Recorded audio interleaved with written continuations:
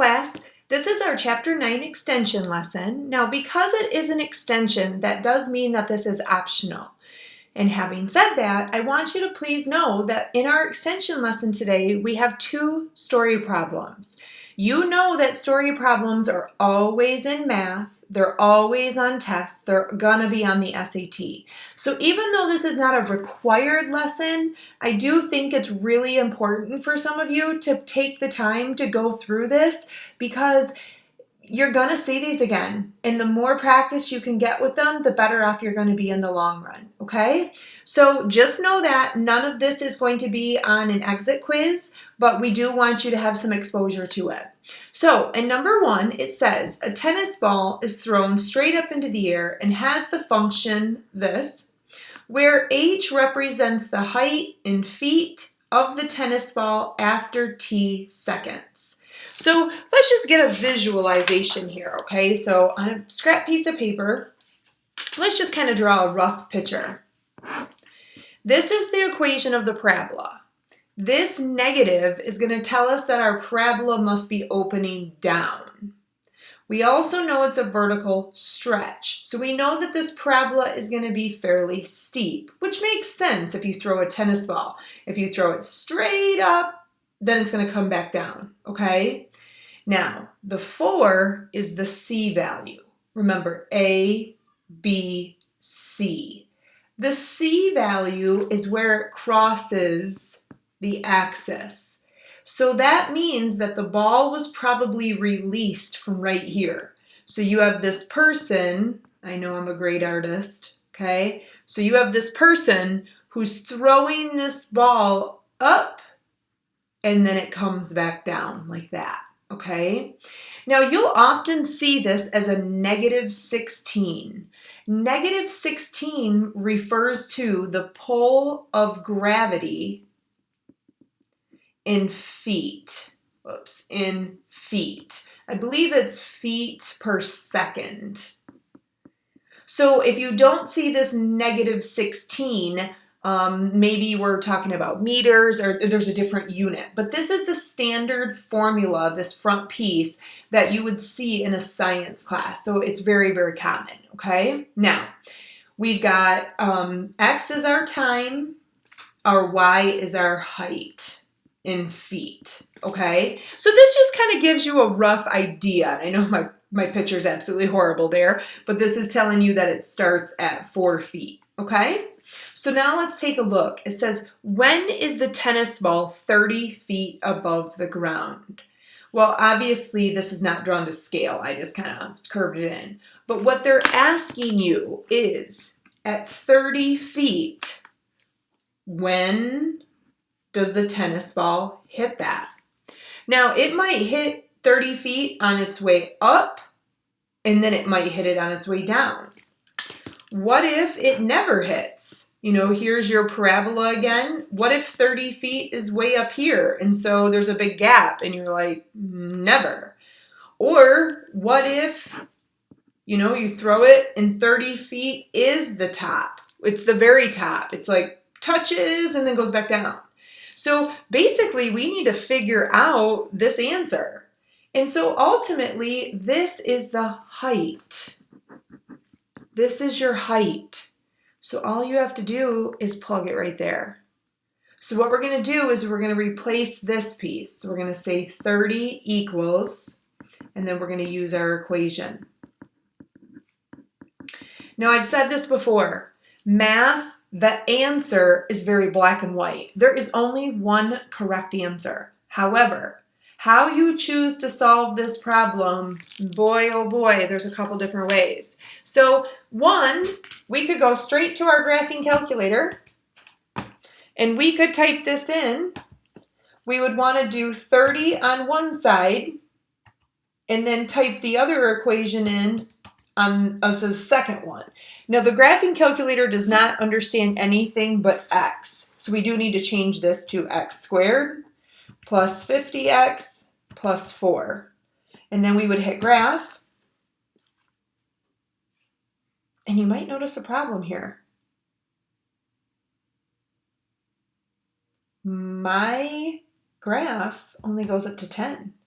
So I can see the parabola. There's the parabola, but where's the 30? So I have to adjust my window. I don't really care for the zoom out feature because if you use the zoom out, you lose control of what your window goes by. So instead of your window going by 1, it might jump to 10s or 20s. You lose control. So what I like to do is I like to go to my window. Now, I don't think the X scale needs to be adjusted. I think that's perfectly fine. But it's my Y scale. So my Y scale is going from -10. So it's going from -10 to +10. So this is the only window that I can see. I can only see this much. So what I need to do is I kind of need to adjust this top of my window. So what I'm going to do is just, instead of being a +10, I don't necessarily think I want to do 30 because that's right there, but what if we go like 35? Now, I could even move that lower number up because I don't really need that bottom, but let's just see what it looks like. So there's the 30. Do you see it coming across? And then your parabola is going to come in. And now you should be able to notice that it crosses on its way up and its way down. So what we need to do is we need to find those two locations. So we're going to go second, calculate, intersect, and we're going to move the little star. And then we do 1, 2, 3.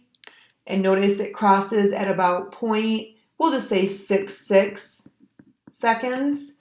And notice the other answer is 30, which we knew. And then we're going to go second, calculate, intersect, and we're going to move it over. And then we're going to go 1, 2, 3. And notice it's at about 2, maybe say 2.5 seconds. Now, there is another way to do this. Now, that is the correct answer. So it crosses at both of these, okay? Now, let me show you an alternate. Personally, I almost think that's the best. Now, some people might say, well, what if I can't have a calculator? You would almost have to be given a calculator because let me even just show you the next piece. If we were to take that same equation, and if you wanted to switch these two x's, you could. It doesn't really matter. Let's say you're like, I don't want to use the graphing feature. I want to do something else. Well, the only other thing you could do is try to move the 30 over. So you would say 0 is equal to, so 4 minus 30 would be a -26. And then you would have to try to factor. You could complete the square, which would be really hard because you'd have to get rid of this. Or you could run the quadratic. So you could try to do opposite b plus or minus the square root, b squared minus 4 times a times c all over 2a. Now, I've been around for a long time. I've been teaching many, many years, and I was in high school and I was in college. I have never seen somebody give you a problem like this by hand. So they would always probably allow you to do the calculator. So what you could do if you, again, didn't want to use the graphing part of the calculator is let's do the discriminant first. So I'm just doing the discriminant, the underneath piece. And so I get -50 plus or minus the square root of 836 all over a -32.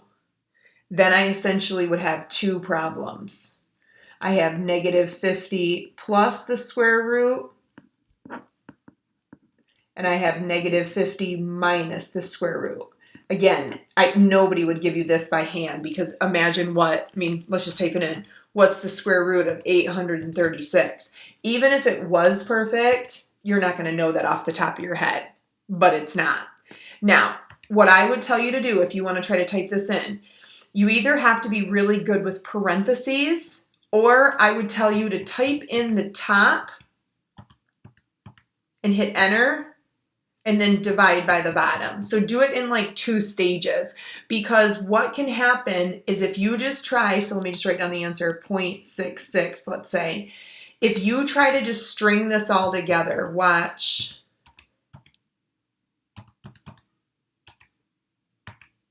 Do you see how I just put it all together and I did not put parentheses?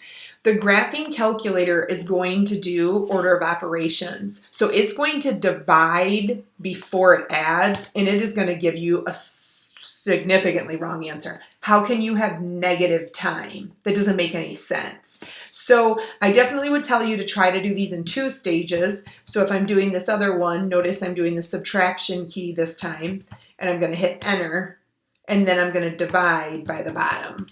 That way the graphing calculator doesn't mix up my order of operations. And so if you notice 0.66 is the same as up here, and then notice just a little bit of rounding, okay? So I personally think that in this one, I would probably just use the graphing calculator because I do think it's easier.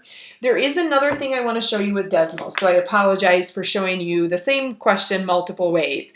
But let me show you with Desmos. So you would type in y equals 30 for one of them, and then we would type in the other equation. Now remember, Desmos as well does not understand if I were to type this as a t, because what it's doing, sorry, that's a 4, is it's using the x and the y-axis. So you just have to make sure you're typing it in correctly. Now notice in Desmos, you can't see it either. So you would have to take and like grab hold of your graph here and you just like drag it down. So see, I'm just dragging it. Like I'm moving it down, and there you can see how it crosses. And so I might have to actually make this, let me see, equal to y. I want to see if it will tell me this intersection point. There we go. So there's my 0.66, and there's my, say, 2.5, okay? One final way, and you're like, we don't need another way. One final way to do this is, do you see right here? See how I move the 30 over, and do you see how I set it equal to 0? Okay. Watch in Desmos if I basically just take this one away, and then this one, we move the 30 over, so this is going to be a minus 26. So again, if you can kind of see my paper here, see how I move the 30 over and it's a minus 26, okay? So look at the 2 answers.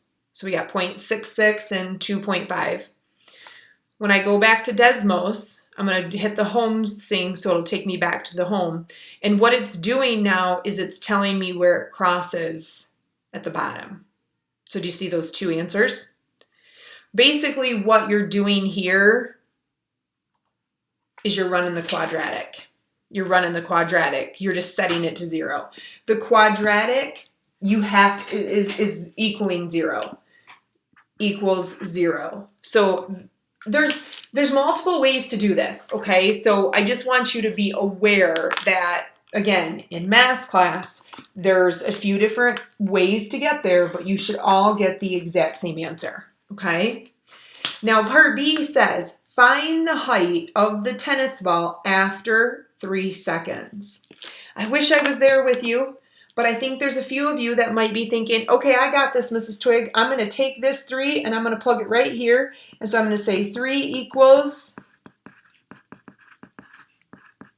and then you're going to grab your graphing calculator and you're going to type it in. And I'm going to say, no, that is not the question. The question says, find the height. This is the time. So they're asking you to figure out what is h when the t is 3. Like that.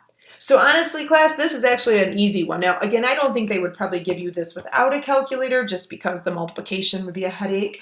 But all you have to do is plug the 3 in wherever you see the letter T.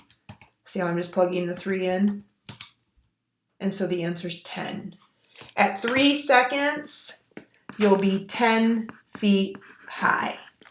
And if we wanted, I can show you that in Desmos. I personally think it's easier just to do by hand, but let me type in the original. So the original was a +4. And let's go down here and let's say when y is 10, when x is 10. So I got to move my graph over just a little bit right here. When x is not 10, that was our answer. I'm apologizing. This is 3 right here. Answer right here, 3 seconds, okay? So when x is 3, notice I might want to adjust this a little bit here. So, because I have to see that it would cross. And do you see, notice kind of how this line runs along it? So it's kind of hard to tell. You might even have to like zoom in a little bit more and you'll start to see that there will be some gaps growing. Can you kind of see the white space in between here? But man, you really have to keep zooming in. So actually, for once, I don't think Desmos is your best option here. I think Desmos will be misleading to you, okay? So in this particular case, I find it easier just to simply plug it into your calculator and see what it comes out, okay? So that is one story problem you might encounter. And then there's number 2. Now, number 2 looks very similar because notice we have this -16. We have a similar equation. But go ahead and try those. See what you would do on A and B. So give this video a pause it and give it a try. All right, hopefully you paused it. And if you're stuck, that's okay. That's what I'm here for. Remember, we're just practicing. Let's give a quick visualization here. So we have this skier who's got this ramp, and they're basically going to launch at 8 feet, you know? So you've got this skier. Gosh, I'm a horrible drawer. But you've got this skier who's going to hit this 8-foot ramp, and then they're going to come back down, right? Okay, so this is the equation, and so we still have this pull of gravity. It says, what is the max height of the skier? Well, isn't this the max right here? And what part of the graph is this? Like, what is that called?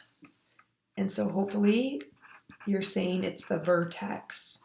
So the max height is really part of the vertex. So then shouldn't we just calculate the vertex of this? We didn't have to do that at all in the last problem, did we? We didn't have anything to do with the vertex. So you got to make sure that when you read a story problem, they're all different. So in this particular piece, we need to calculate the vertex. And that goes back to your chapter 8. How do you calculate the vertex in standard form? And so hopefully you're thinking opposite B over 2A. So this is our A, our B, and our C. So we're going to go opposite B over 2 times A. And so since I don't know that number off the top of my head, I'm going to type it in. Now be careful if you do this. Sometimes that can mess the graphing calculator up as well because it gets confused about what it should do first. So if you want to type that in, if you're not good at multiplication or if you just don't remember, try to put the parentheses around the outside. Even though the way I have this written, I have it around the 16, put it around the outside so that it doesn't give it any, doesn't cause it any issues. And so the answer is about 8.75. So is that the height? Is that the height? Maybe a short jump, especially when you started at 8 feet. However, that's the max height. You should be telling me, no, Mrs. Twig, that's the X, which is time. That's the time. We'll read the second part. How long did it take them to reach the max height? Isn't that this answer?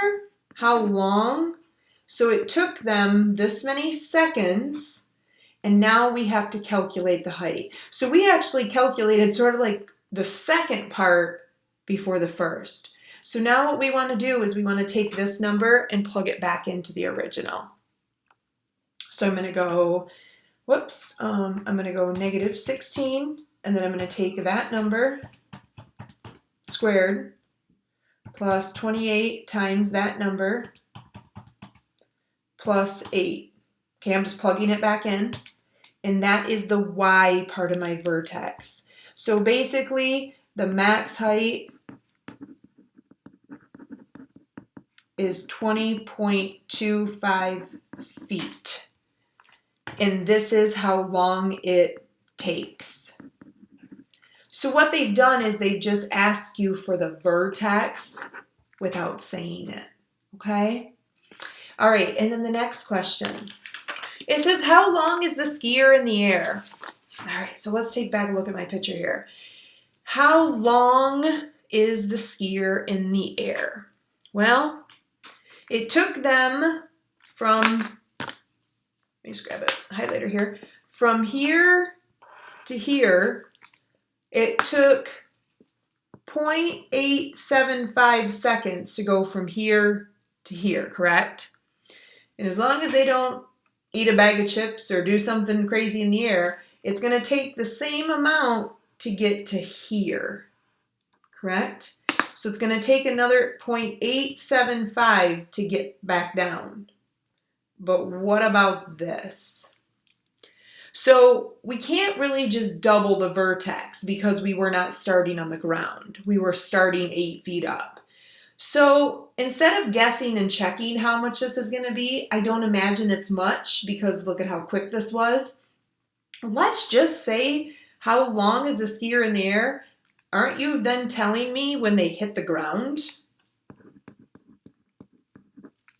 Isn't the ground 0 feet? So why not just plug 0 in for height? So if I plug 0 in for the height,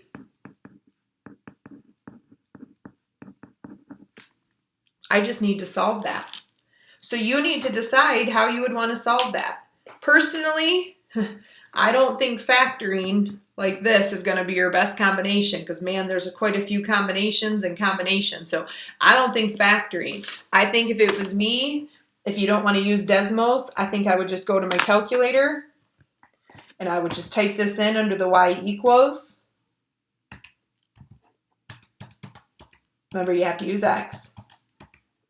But be careful if you just hit graph and then when you try to do intersect, you're not going to get an answer. You need to set the second one to 0. It's really important that you set the second one to 0. And so now we're going to hit graph. Oh, my axis is a little messed up. If you want, I can adjust that. Remember from the previous problem? I can leave it like this, but here's a good tip for you. If your axis is ever adjusted and you don't want to manually change it, if you go zoom and you push 6, so zoom 6, it will take you back to a 10 by 10. So see how it's nice and pretty again, 10 by 10? Okay, so here comes my parabola. And then here comes my 0. You'll start to see the red going across. I do not want this side of the parabola because remember, if you look at my goofy little picture here, I don't want this side. This side is what, we would kind of call it, it doesn't make sense. It doesn't really fit the problem. So we only want this answer that's right over here to the right. Okay, so we're just going to go second, calculate, intersect, and then we'll move the little star over, at least close, and then 1, 2, 3, and notice it tells me 2 seconds. So they are in the air for 2 seconds. Okay, so if I would have taken 0.875 plus 0.875, notice I would have only got 1.75. So notice I'm missing a quarter of a second, which I know doesn't seem like a lot, but if you were in a race or if you were going for distance, like who can jump the farthest, time, a quarter of a second, a quarter of a foot, whatever the unit is, it could make or break if you win or lose. So we definitely want to make sure we're as accurate as we can be, okay? And then the same thing goes if you're thinking, you know what, I'm going to use Desmos because I like Desmos. Here's my equation right there. And then let me pull up Desmos. And so this one was 28x plus 8. Remember, you have to use that as an x. You can't use it as a t. And then you really don't even have to set the second one equal to 0 in Desmos. We can. It's not going to change anything. See, y equals 0. Notice it won't change anything, but we can still see the answers right there. So they're starting at 8, and then they're jumping, and then that's how long they're in the air, okay? So I hope that gives you a little bit of some story problems here. They're always good to go over because, again, you are going to see these in a future class. You're going to see them on the SAT, all that stuff. So that concludes our Chapter 9.